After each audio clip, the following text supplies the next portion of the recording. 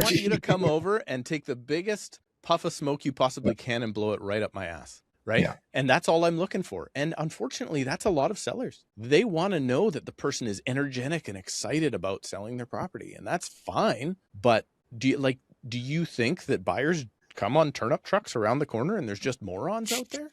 Like, that's not the way the market works. So my job is to tell you the truth. Welcome to the Canadian Mortgage Show. Here are mortgage professionals, Pang and Alex Shanks, to cut through the BS and educate Canadians on all things mortgages and real estate.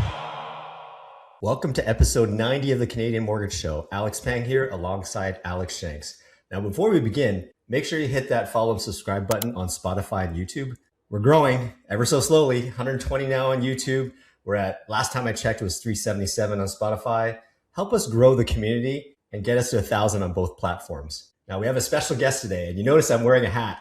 We'll talk about it in a second. This is Steve Karrasch from Macdonald Realty, co-host of the Tom Storey Show, what I'm wearing here. Realtor, podcaster, YouTube sensation. Steve, welcome to the show.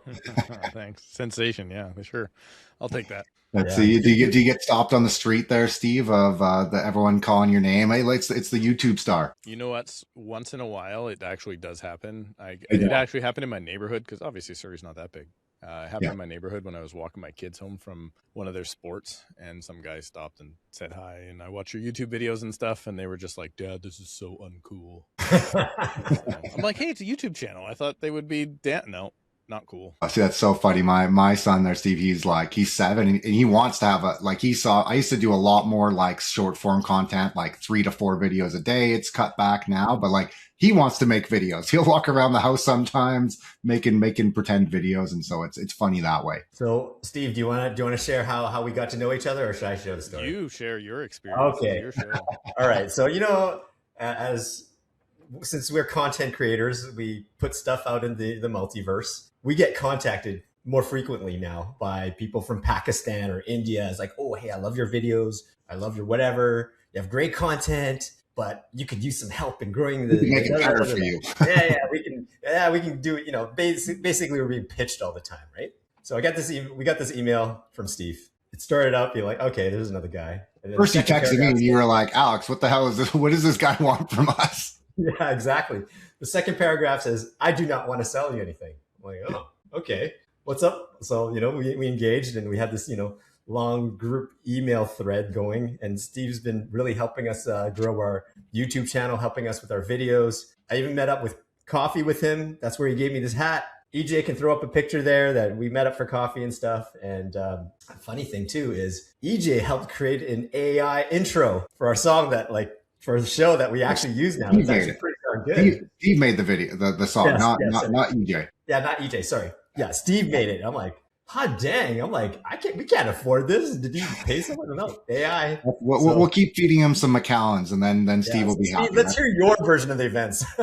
I think that's what happened. I was just so I always doing research, trying to find out, what's taking, what's not taking, and that. So I just look for who's in the space, right? So I was actually on Spotify, seeing whatever Canadian real estate podcast came up, and you guys were actually there, and I was like, wait a minute, how have I never heard of these guys before? Because I'm pretty in the space. I do my research quite regularly. And because the Spotify following's pretty good. And then the YouTube was like, wait a minute, this is YouTube, isn't it? You guys are doing all the work, but you're not getting the result needed. So, I thought it would be, I was just like, basically I looked at it and I went, consistency is there.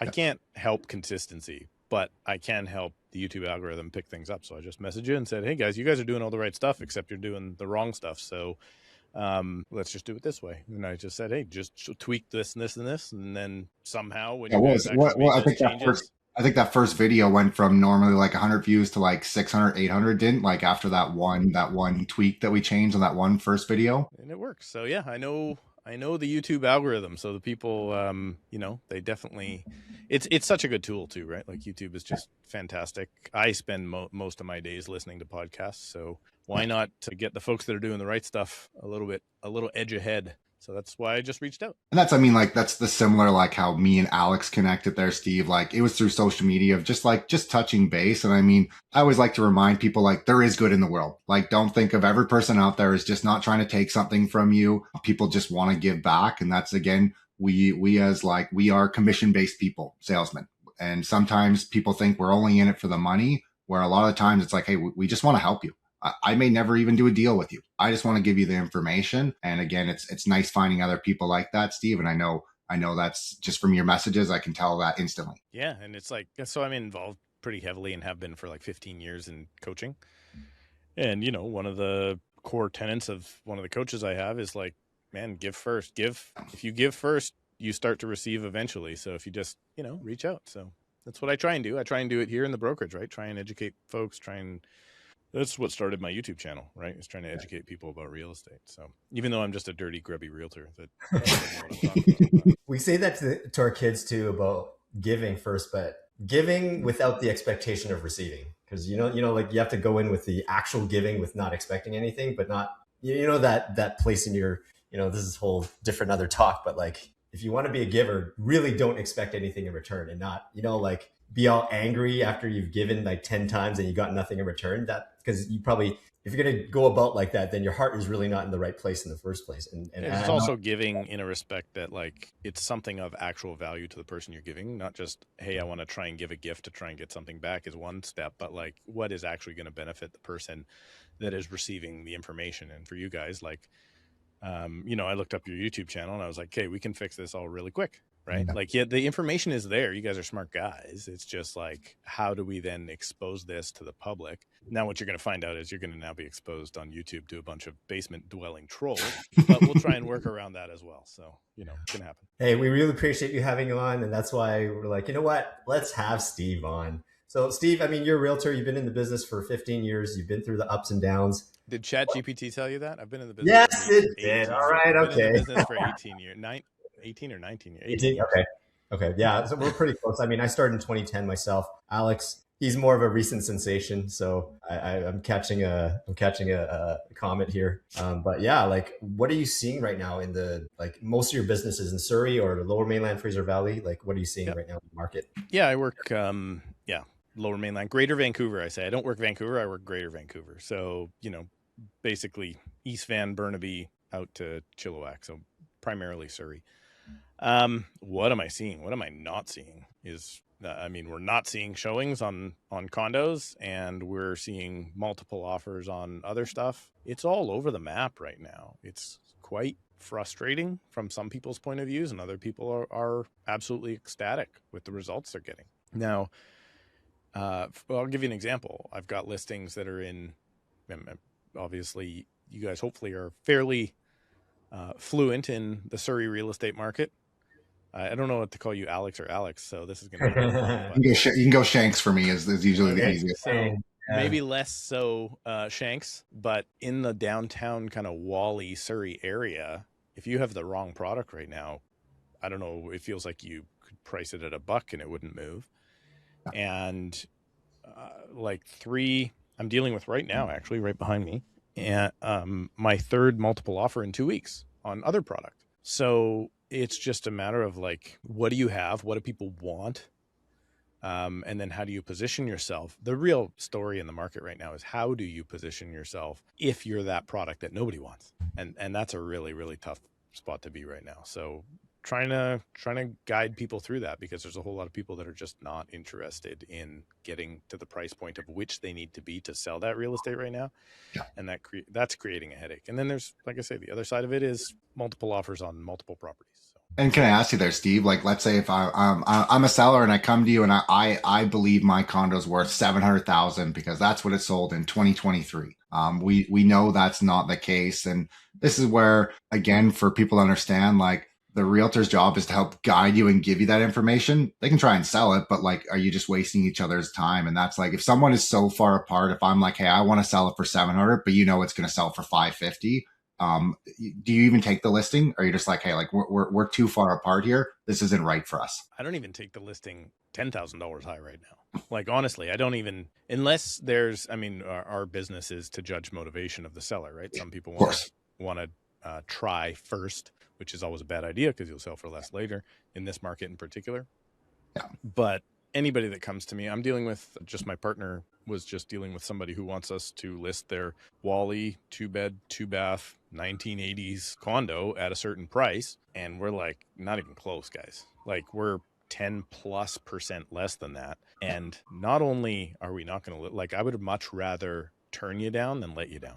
You can go have this experience with another agent for 6 months or whatever. And when you want to get serious about it, I'm not going to sit here and blow smoke. And no, I won't spend $2,000, $3,000, $4,000 marketing a property in, I can tell, Pang's in Surrey.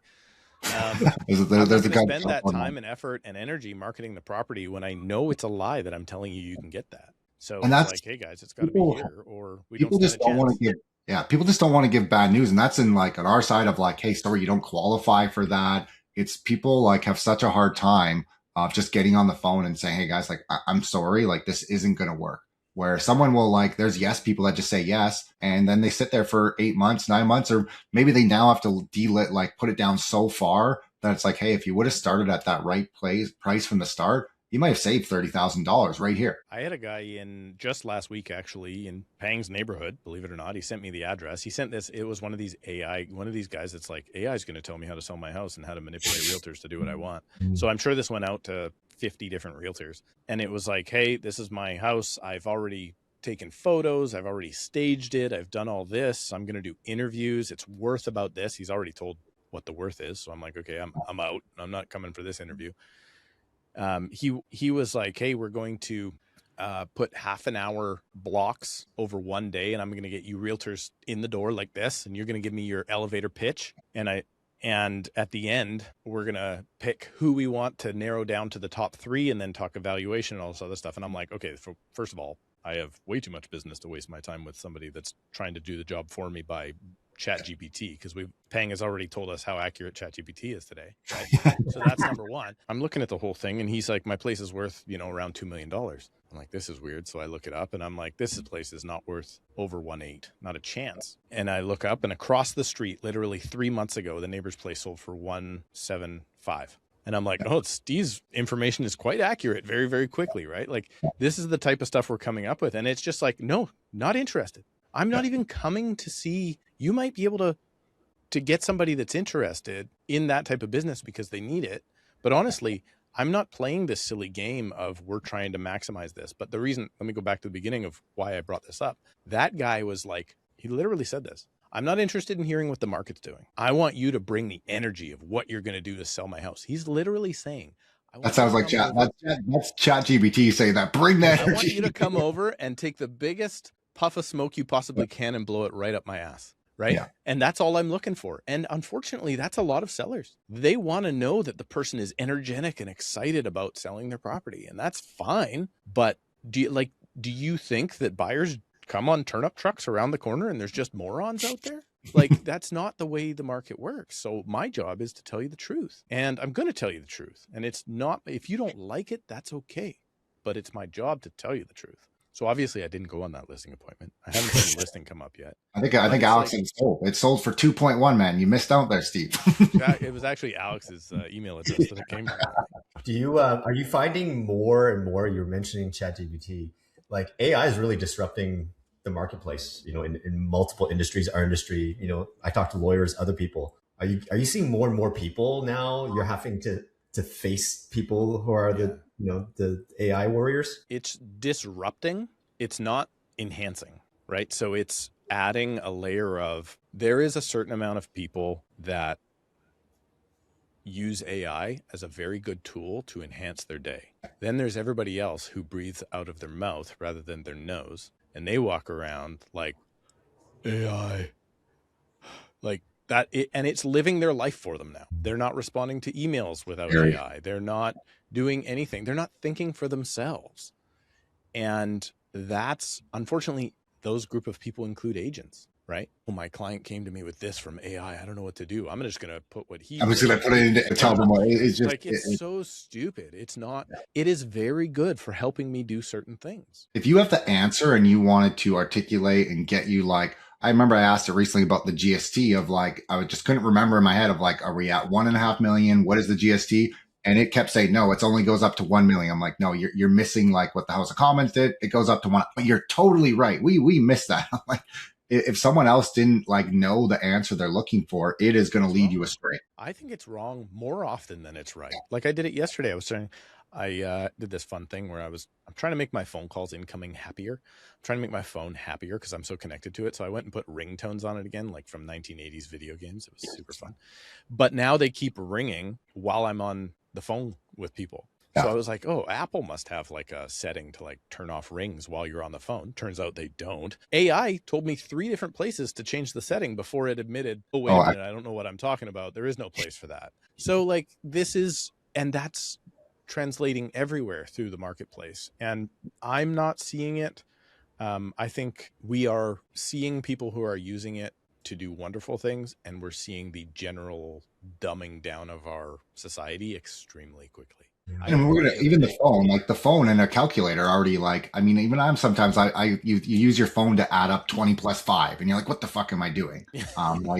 You do stuff sometimes that you're like, I should be using my brain. And that is where AI for sure. People are asking like, how should I cook my dinner tonight? Should I put 1 tablespoon of oil or 2 tablespoons? Like, come on guys. Like we have to keep our brain moving here. Yep. And it's going to be the atrophy for sure. So I had a guy, an agent on my team was getting frustrated because the client keep sending him back. Like I've built this chatbot to discover values. And he's like, the values just don't make sense for this one property. He's like, and he was most interested in that one property. He's like, just doesn't make sense. Doesn't make sense.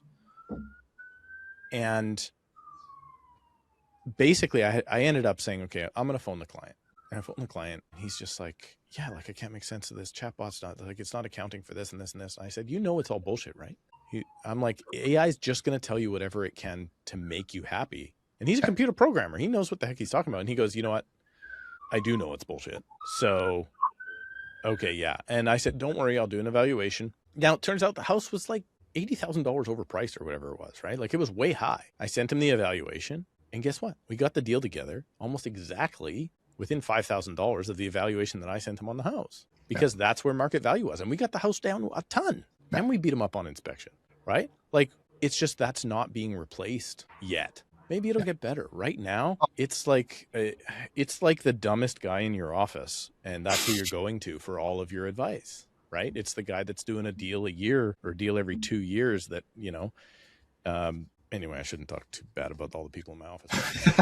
But everybody knows that guy in the office, right? It's like, it's like going to the guy in the warehouse, asking him about decisions for your finances, for your business, right? Like he's the guy that loads trucks. Let him load trucks. He's good at that, but he's not good at this. Yeah, I'm finding that too. AI is good for like certain tools, but shouldn't make you make decisions. We don't want to dumb down our society. And even my teenagers are using it. And I'm like, man, you got to think for yourself. That's where it's going to atrophy anything you do though, right? Like, for instance, if you work for a real estate brokerage, there's these ones that are more prominent in Toronto that just feed you all the leads and you don't learn how to prospect, then your lead muscle, your prospecting muscle deteriorates. And it gets atrophied. It's going to be the same no matter what you do. So thankfully, I feel lucky that I'm old now. And, I learned in a time that was tougher. But, I'm guilty of it too, right? I dictate all my emails now. Like I have an AI on my computer where I just push a button and I talk to it. It saves me hours per day because I type like a Surrey educated realtor, right? So it just saves me time. That's a tool to help me be more productive. To get it to write one for me without the intent behind my voice, like that's crazy. Yeah, no, and again, like we've had Google for so long now, but like people, you would ask a question, you would at least have to go research some things, fact check it, like, and that's just where, and again, I know, like with Claude, I don't know if you guys saw, like it was amazing for a while there. Like it was the smartest thing ever. And then too much data was coming in. They had to tone it down for like the computing power. And then it turned into like a monkey. It couldn't even answer questions that it was answering before. And that's just scary if people are actually keeping up on it and figuring out what's going on. And then again, how much data should you be giving it? Like for us on the mortgage side, like, hey, if I'm going to input some client's personal information, like this is like, there needs to be information here to protect clients. And that's where I do think it could be a great tool to help people. It's going to speed us up. It's going to help speed up clients. Like they will be able to get information easier. Like I have to explain a deposit and a down payment over and over. Hey, I have a templated video for that now. Hey, again, I could probably make a chat bot for that just to say, hey, yeah, ask these questions here. This thing will help you. Mm-hmm. Or is it just going to become that real estate agent that will take your listing and will tell you you're doing great, but you can't get the home sold, right? It could just become that. And I think that's where it is right now. Like, it's trying to please everybody rather than be, I mean, it's not going to be as cut and dry as I am. Oh, I have to tell it all the time. Like, hey, I need you to not just give me sunshines and rainbows. Give me the actual negative consequences in these plans. I tell it to give me answers in like 15 words or less, and it won't do it. It's always like, that's really good. I'm really glad that you're telling me that I should slow down and maybe, I'm just like, oh God, this sucks. So yeah, it's not going to be the solution. It's not going to, it disrupts, but it's not going to, at this point, help. I don't think it's helping anything. I want to bring this back to the real estate for a second. When you mentioned about the right product, like what things are moving right now? Is condos still dead? Is it kind of the townhouses detached that are kind of moving, you would say? I would say the biggest differentiating factor right now is if your home is well kept. What a novel idea, right? What a novel idea. So I actually went into multiple offers on a Wally condo the other day. And it was not well kept, but the price was extremely well kept, right? The price was good. We always say your house has to have a wow factor. And if it doesn't have a wow factor, the wow factor has to be the price, right? Like there needs to be something there. But I had a 1-bedroom condo in Walnut Grove. It was absolutely a 10 out of 10, beautiful home. Sold 2 days on the market. I went into multiple offers, got an accepted offer on a home in Langley, like a entry-level home with a basement suite. 15 groups to the open house in an hour, right? Like multiple offers within an hour of ending the open house. Right now, I'm dealing with something in Delta, a pristine home, multiple offers. So this is something I've noticed in the last 2 years, maybe 3 years, but last year for sure. If you bring a property to the market, and let's say, for instance, I would do my kitchen. And back in the day when kitchens were only 30 or 40 grand, if you did a kitchen, you'd get 15 or 20 of that maybe back if you spent 40 grand.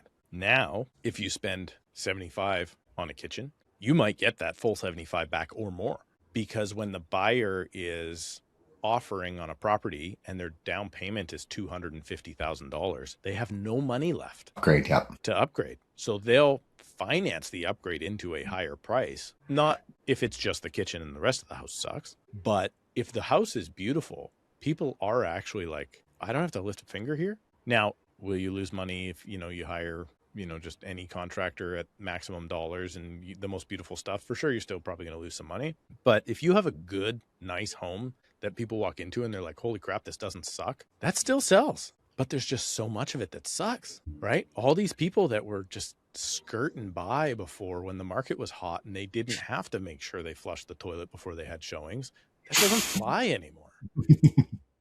But like, just talking about that, Steve, and this is where, again, like, I love realtors. I love you. I can tell that you're an amazing realtor. There's some shitty realtors out there. There's shitty mortgage brokers. I just can't even, when I look at listings sometimes and I see a photo and we have to look at it for like, hey, what's it going to be for financeability? Why the frick do you have a space heater out in the photo? Why would you not put that away? Like, there's just stuff that, and again, is it laziness from the realtor not telling their client what, like, it just blows my mind. Again, flushing the toilet. I've seen photos where you can see shit in the toilet. And it's like, how did we let that, for one, how did the photographer let that happen? How did the realtor let that happen? Like, that's where it just drives me crazy. Have you been looking at my listings lately? No, but a lot of the time it can be the agent, right? They either don't have the ability to explain, how you should come to market. It may be they don't offer those services. It may be, and it's more often, that the seller or the owner of the home does not know what a clean home should look like because they don't live clean. That's most people, I would say. I would say at least 60% of people live in what I deem to be not a clean standard of living. So then now you have to educate them through it. I had a lady last year, 2 years ago, didn't sell, wouldn't get to the price, eventually ended up selling for less than I could have got it sold for with another realtor, right? Happens. She had this thing where, for some reason, in her brain, every sink in the home needs a towel folded in front of it on the countertop. I don't know why you wouldn't put the towel on the towel rack right beside the bathroom or whatever, or even over the stove handle, right? Like wherever it was, she had 5 sinks in her house, every single one. And so we cleaned them all up. We did all the photos, we did all the thing, but every single time there was a showing, you would go to her house and there would be these dirty, gross towels in front, because for her, like, that's where she needed to dry her hands after every, like, I don't know why these people live that way, but they do live that way, and try to tell them that the way they live is wrong. I always say it to people this way: my toothbrush on the counter is fine. Yours is disgusting. So you better not do that when you're trying to show your home, right? Like the amount of sellers that are like, it really, the buyer can deal with it. No, the buyer doesn't have to deal with it anymore. The buyer can deal with it in 2021. In 2026, the seller deals with it, or they'll just move on. Well, that's fine. I don't need to sell. Okay, don't sell then. Why are we on the market? Right? Like it's a continuous battle to try and educate these folks, where it's like, okay, well, they can take it or leave it. Okay, they're going to leave it then. It's funny when you get that of like the sellers of like, they're not moving. The buyer's like, well, I'm not doing it. It's like, guys, like you. And again, it does come down to the agents of like not having like the right. I just heard of a deal that collapsed because of septic system, because on the paper, it showed that it was a smaller tank size, but like they had the document showing it was the right tank size. And I'm like, did the realtor not explain that to the sellers, the buyers? Like what was missed here? It is unfortunately, commission sales seems to be at all levels a low bar to get into. So that happens. So there's skills there, but just as many questionable agents, questionable mortgage brokers, there's also questionable sellers. There's questionable buyers. I had a guy right now, one of these multiple offers behind me. He told me, he's like, listen, man, this is the nicest house I showed these guys by far, and this is the maximum they're willing to go to. I told them there's no chance. And guess what? There's no chance. They're not getting it for that amount. Yeah. And so they're going to lose in multiple offers. People think of sometimes need that pain. Sometimes people need that pain on the first time. And I was joking to Alex, like I like to probably every year or two, I always seem to go get something new. And it's like, it's nice to feel that pain, because I can actually go to a client and be like, hey, like I just put an offer and went into multiples. Like I understand the stress that you're going through and everything. And that's where be able to help someone understand. Again, you have to be comfortable. Does not matter if Steve or Alex Pang say, hey, like, this is a really good deal. You're the one that has to be comfortable with that. Mm-hmm. But then there's a whole bunch of people who run around and for whatever they won't listen to their agent, or their agent doesn't know. I had an agent tell me the other day, I think I'm the best offer, so I'm not increasing. Guess what? They weren't the best offer. They weren't the best offer by any metric. So they tried to tell me that they were the best offer. And I was like, well, the paper says differently. Now you don't get to know that. That's fine. But they didn't get the deal. Right. Their client didn't get the home. Their client's still out there searching for a home amongst a bunch of junk. So I don't know. It's very tough in this market to try to explain to people the level of seriousness they need to have in order to sell.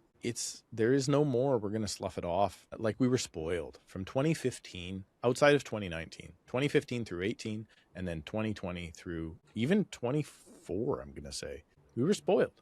The market was pretty good, except for a little bit in 22 again. But Alex likes to joke my market where I'm on the island there, Steve, and so like we're still in wildland of like homes, almost like every home's multiple offers. Like it's still, which again I just don't love. I would rather have a more consistent market. But again, we're getting all the people that are moving from the Vancouver area, selling for $1 million, $2 million. They can still buy here for $600,000 to $800,000. It is like, it's a deal for them. One of my best friends in real estate is one of the top agents in Campbell River. Yeah. She was just telling me how, she has a Vancouver client and they wanted a property, and she's like, okay, well, it went into multiple offers, and they're like, let's do it unconditional, over ask, blah, blah, blah. And she's like, you don't need to do that here. They're like, let's do it. We want it. So don't lose it. And so they did. And, it is what people don't give enough credit to, I think, from the public point of view, is that we can only execute our clients' wishes. What we advise our client and what they do are very often different things. But it's a good thing that we're here as agents, because the stuff that the members of the public or my clients ask me to do and how illegal it all is crazy. Like if people didn't use agents, the amount of illegal crap they would try to pull off all the time is unreal. Yeah. They ask, oh, we're going to negotiate this way. I'm like, no, guys, this is all against the law for a reason. And they're like, oh yeah, we should do it this way. Maybe ChatGPT told me to do it that way, right? Like, it's the reality. I know there's definitely bad actors out there, and they get all the news headlines. They never report on an agent that did a perfect deal and got their client the best offer possible, and everything went well, and everybody was happy. They're not going to report on that, right? So it is kind of crazy. I'm happy we have the system we have, and the market changes. But it's a very good thing that it's there, because people do wild things. And getting back to your original point, like, people do wild things when it comes to showing their homes, and they think it's acceptable to have the toilet seat up and not flush. And that is my market. I mean, I'm in Surrey. I see it all. Are you able to share what kind of wild things your buyer or seller tried to get you to do? Of course, not naming names, but what kind of crazy things that you're able to share with us? What they want to hide, what they don't want to, what they want to die on the property or something like that, what they want to omit, what they don't feel they should have to share, is a very big one. Promoting often, lying, right? They're very big in that. And it's, again, a lot of the time they're not like, some of them are like, screw that, I don't care.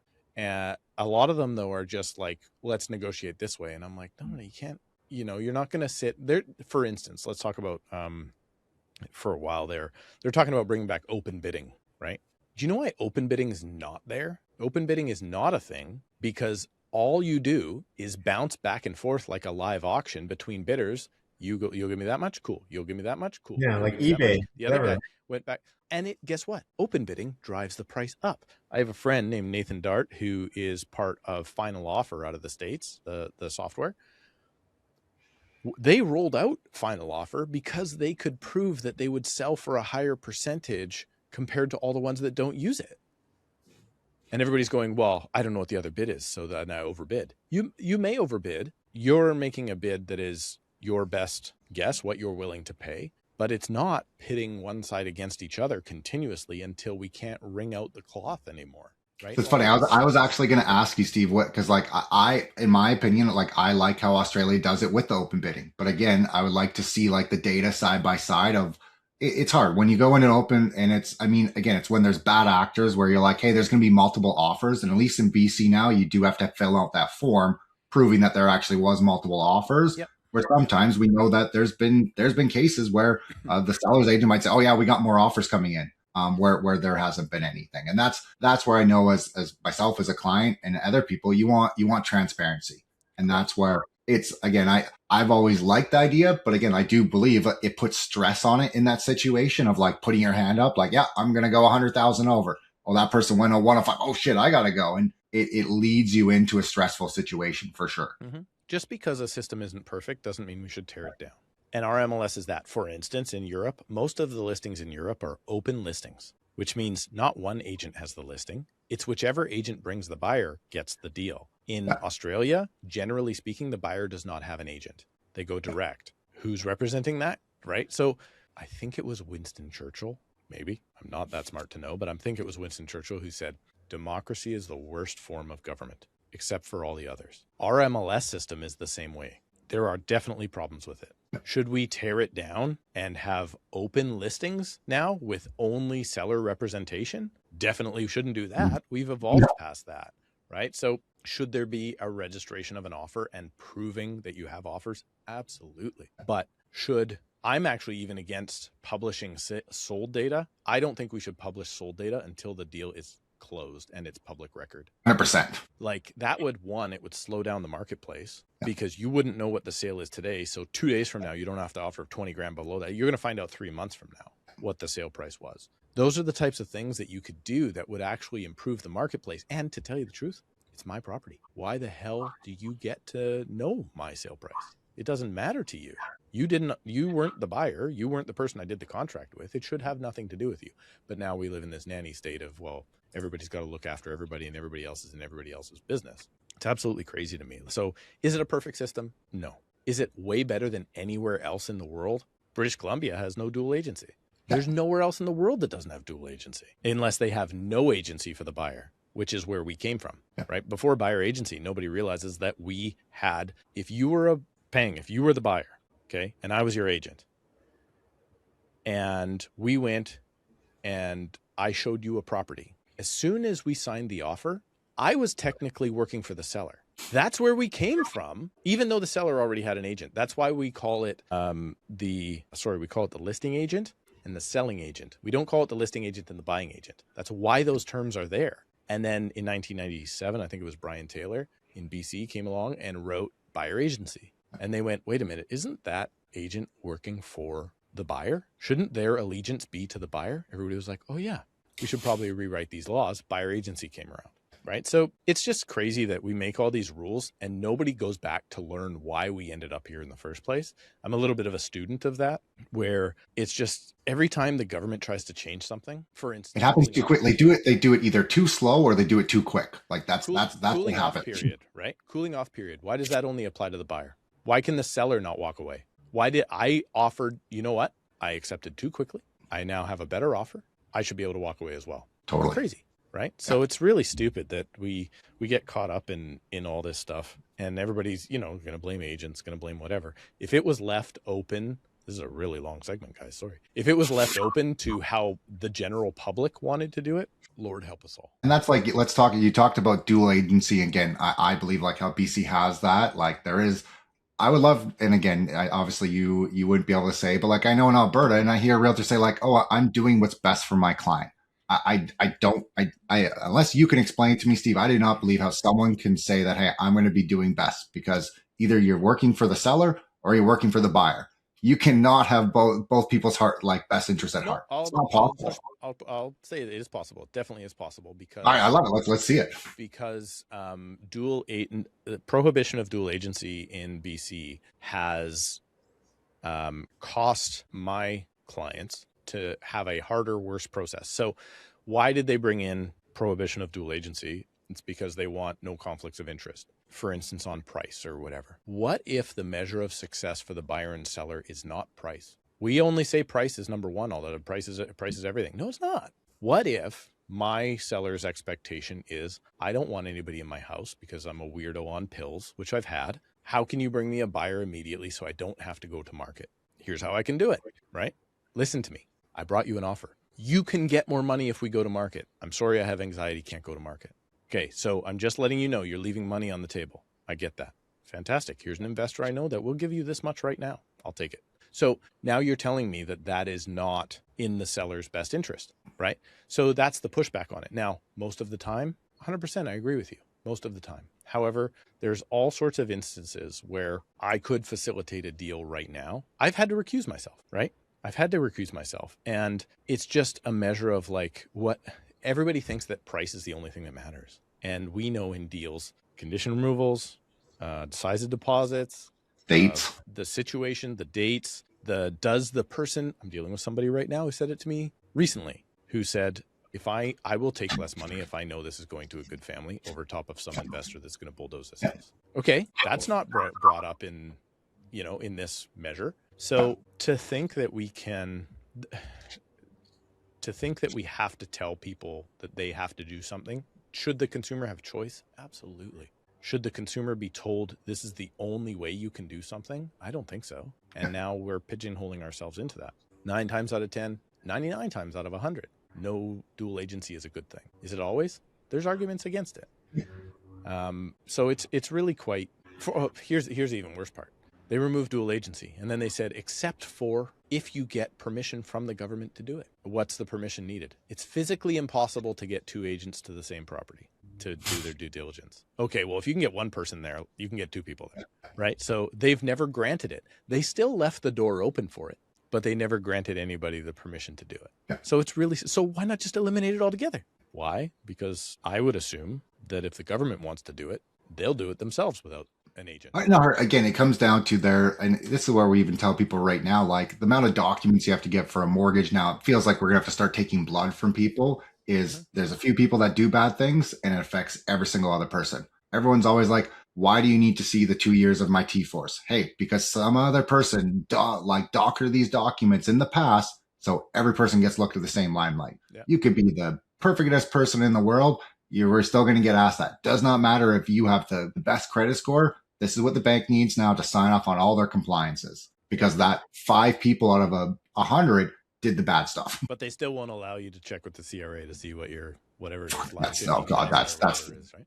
You can print. We get people to print their T4 off the CRA online. It shows their name, but hey, as soon as they print it off, oh, name gone. Banks can't take that. It's like, we need to have your name. It's like, all these documents are sent to you guys. You freaking have them. Why can't we get them?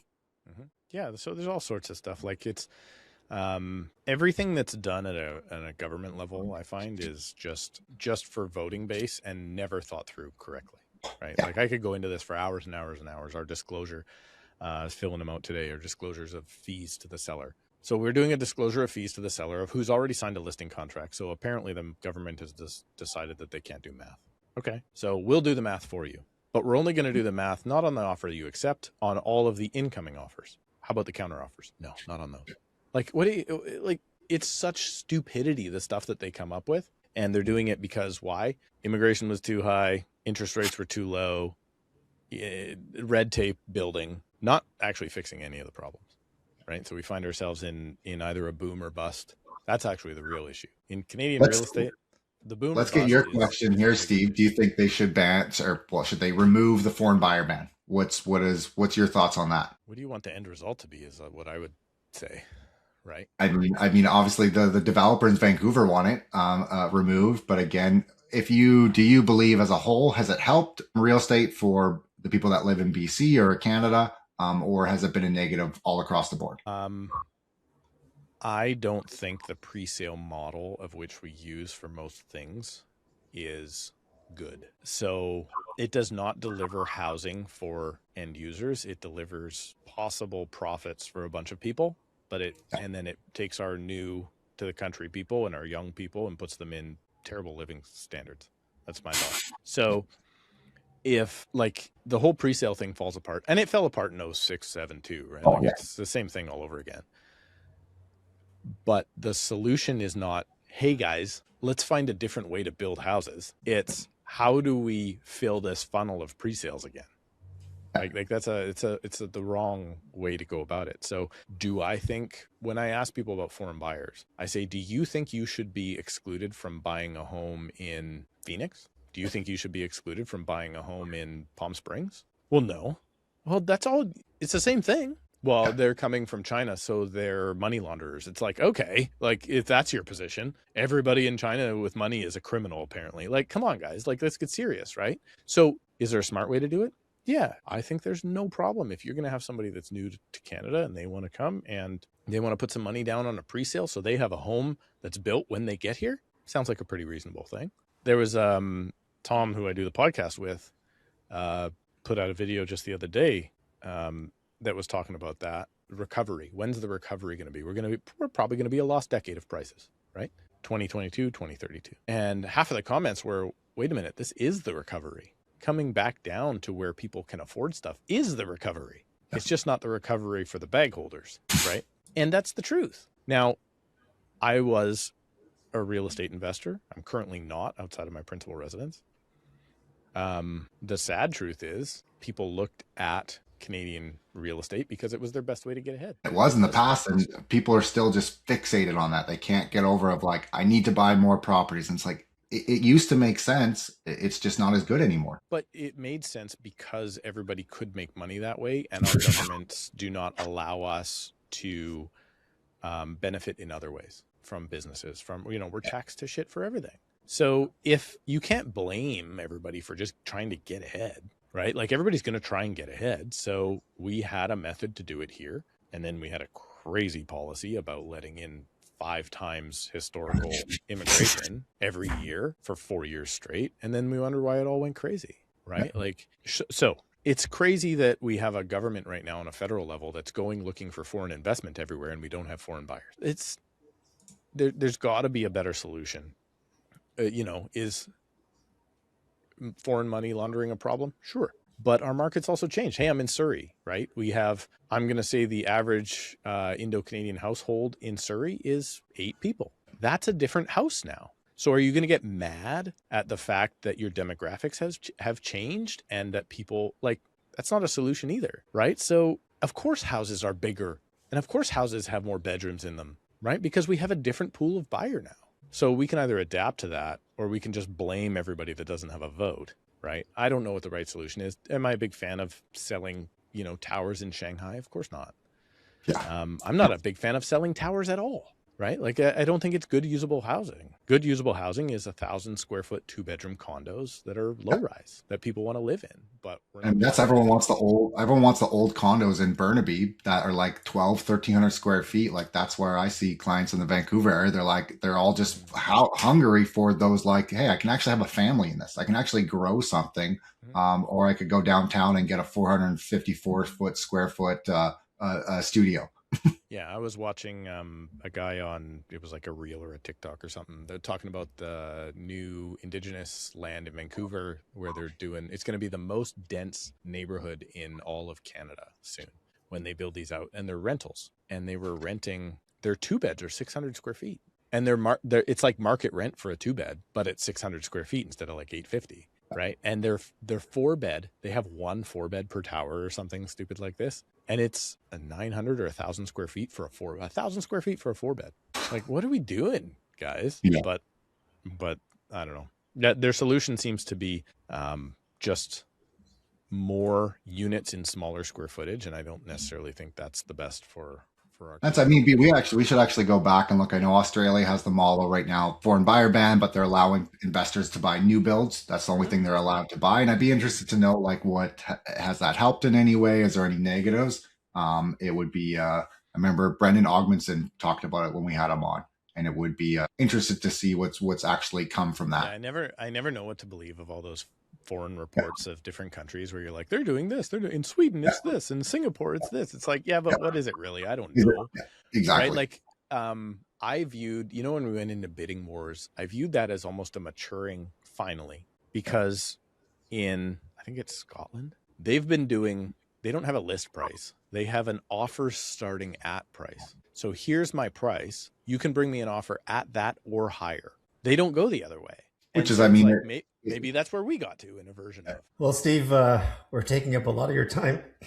We need to kind of wrap this up soon, but hey, tell us about your show. Why is it just called the Tom Storey Show? Why not the Tom and Steve Show? We talked about this offline, but we love our audience to hear about that. Yeah, sure. So the Karrasch Real Properties, named after my team name, channel is just me educating locals here about the marketplace. So that's a bigger channel. Tom has his own channel as well for Toronto. We're about the same size, so about 20,000-ish subscribers each. And then we started a podcast. There's 2 answers to that question. Why is it called the Tom Storey Show? One is that it was the height of cancel culture. So when I said something stupid, it was going to be Tom Storey's show getting canceled, not the Steve Karrasch show getting canceled. So that was just a little bit of manipulation. I'm sure that Tom was the one that got dragged through the mud and not me. He's actually sued, like he's a ultimate fence sitter Toronto guy. So like he won't say anything offensive. I will, but I wanted his name on it. But the real answer is when Tom's one of those guys that, I mean, at 31 years old, he was the top agent for units sold in downtown Toronto, Canada's largest, like crazy, right? For condos. So it's crazy. So when he came into my life, it was like, okay, this is one of those guys you got to keep close to you. And he was like, we're followers of, we've watched Graham Stephan a lot. I don't know if you guys watch Graham Stephan. Yeah, I do. Yep. But he had the Graham Stephan channel, and then he had the Graham Stephan show as like his secondary channel. And Tom phoned me one day and said, should we be called the Steve Karrasch Show and the Tom Storey Show? And I was like, no, that's stupid. It's too long. But I wanted to do a podcast, and we were actually going to do a podcast with another guy. Didn't end up panning out, probably for the best, because it was going to be the 3 of us each week.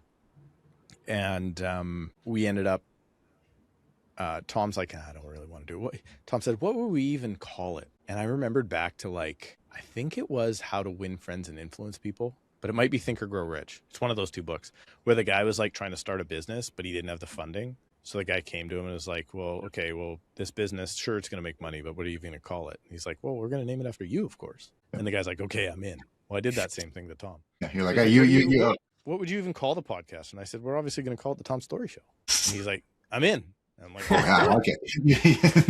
Right. But I got that also from when I started business. I mentored under somebody for 10 years before I took over the business. So we were Chris Whitehead and Associates for 10 years plus. right? So it was just a matter of like, I don't have the ego of needing my name out there to get what I want. I know the end result, and the end result is going to be, they're going to know who Steve is. Doesn't matter if it says the Tom Storey Show. They're still going to go like, hey, I want to talk with Steve. Like that's. Yeah. I would even say they watch the show for me and not Tom. So, but yeah, that's so then now, thankfully, we've, I mean, I like to think we're one of the bigger podcasts out there for Canadian real estate. We're definitely not the biggest, but we're pretty close. So we're just trying to reach out, have conversations. Tom and I were having conversations anyway each week. So like, I was like, we should record these. I've met great people. The cool part is like the YouTube channel is a massive lead source now. People, even like what I have to say, right? Like they look at me, and some people hate me and they don't call, and the people that do call like me, and they're the easiest clients to work with. Yeah. And then really the Tom Storey Show for me has been, the idea was real estate, mortgage broker, same thing. It's very lonely business. We're in our cars a lot. We're sitting at our desks alone a lot. And so I thought, can we not only be the tool for the industry, but can we also then be the voice in the car on Sundays driving between appointments of, who can I bounce? Now I have a team, and we, we're totally integrated and all that sort of stuff.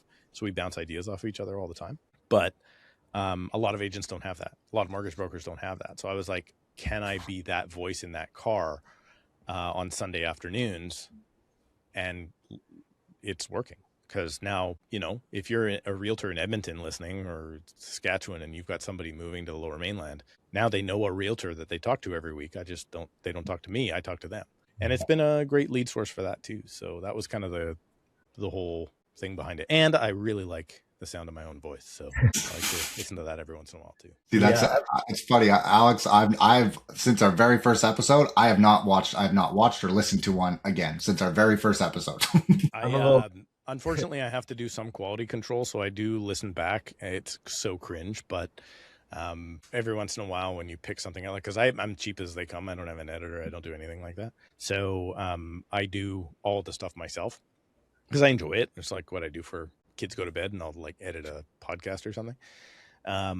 It has been a lot of fun, but yeah, I got to listen to my voice too much, unfortunately. Yeah, I'm on the Steve side. I do it for quality control. And I mean, when Alex catches, like, it's like, again, it's like, it could be halfway through. I'm like, in my head, I'm like, how the frick did you even catch that, man? But he does. And again, there's stuff that would go out that would be bad. And again, people are always trying to do things, and EJ's awesome. But again, you're trying to do things, and yeah, Alex, you need that quality control. Yeah, exactly. Now, like you mentioned it earlier, Steve, like, both of us, Alex and myself, to starting the pod, opportunities have opened up that we never even envisioned. We've got to interview some big guests. Like, have the same happen for you and Tom? Yeah. I mean, our biggest name, I think you guys did too, is probably Chilton. Yeah. That was kind of our biggest. But I mean, we've had the housing minister on, Ravi Callan, when he was the housing minister. Now he's not. We've really opened it up. Phil Soper was nice enough to come on once from Royal LePage. There's been some good folks. It's kind of crazy though, because YouTube attracts YouTube people. So we've had like Millennial Moron a couple times, and those way bigger gets than like the housing minister, and that shouldn't be the case. But I don't know if you guys are aware or follow the Canadian Real Estate Show. We know those guys. Yeah, and Nick and Daniel there. No, Canadian Real Estate Investor. Canadian Real Estate Show are these two blabbering buffoons, TK and Daryl. And if you TK is great. Daryl's a blabbering buffoon. And if you have Daryl on your show and he just like goes off, like people just listen because it's YouTube like rabbit hole, right? So that's pretty interesting. We've tried to get a lot. I don't know when this is going to post versus what we post, but we just had like an interview with Carrie Gold, who's a reporter in real estate, co-writer of like Michael Bublé's book and stuff, like all sorts of great folks. We actually had a couple of people that like bigger names than Chilton. And they actually came on the call, and then they were like, yeah, no, we're out. And they wouldn't let us record. They didn't do really. What did they say? Like what made them when they got on the call? One look at me and we're like, no, not doing this. This is I thought this was a Tom Story. We had an extremely prominent person, like an HGTV personality, who sent us a bill the day before, and we wouldn't pay the bill, so they were like, "Yeah, we're out," for like $3,000. Like an appearance fee. I mean, they said it was for something else, but that's what it was. Yeah. And then as soon as we said we're not paying this, they were like, Just okay, didn't show sorry. Oh, by the way, we can't make the. Oh yeah, it was us. And so, what I found is if you invite on corporate people, they're very corporate and they suck. Like, oh, you can only talk about that. Like we had somebody on from. We've had Doug Porter from BMO, and he was fantastic, chief economist there. He's awesome, dude. Yeah. And then we had somebody else from a different financial organization lined up, and they were like, okay, I've been approved to talk about this and this and this and this. And I'm like, oh, that's not how this goes. So we canceled that one. That's like, I mean, we had like the mayor of Coquitlam, and we asked him like, hey, please let us know, like, what do you want to make sure that and he was just awesome. Just like such a, and again, he's a politician. I'm like, hey, this is what I want. I want people telling me the truth. I may not like it, but I just rather hear the truth. Yeah. Politicians are skilled enough to get around it, right? Like we had Brad Bradford, who's running for mayor of Toronto on, and you know, they're pretty skilled in their answers. Yeah. There are some other people that are not. They're not. And then, you know, once every few weeks, Tom and I just ramble about the market as well. So, well, folks, hey, Steve, we appreciate your time. Hey, Steve, where can we find you? Where can we find, for those listening, where can we find you? Where if can you're on you? YouTube now, hopefully on YouTube. If you Google either Surrey Real Estate or Steve Karrasch, you can't not see me. Surrey Real Estate on YouTube, you will see my ugly face somewhere. Awesome, folks. Steve, thanks for joining us. Folks, we will see you next time. If you enjoyed this episode, make sure to like and subscribe. If you're listening on Spotify or Apple, make sure to follow us. Please give us a 5-star rating. You can even send us an email because we want to know what you guys want to hear about. That's what we're here for. Reach out anytime.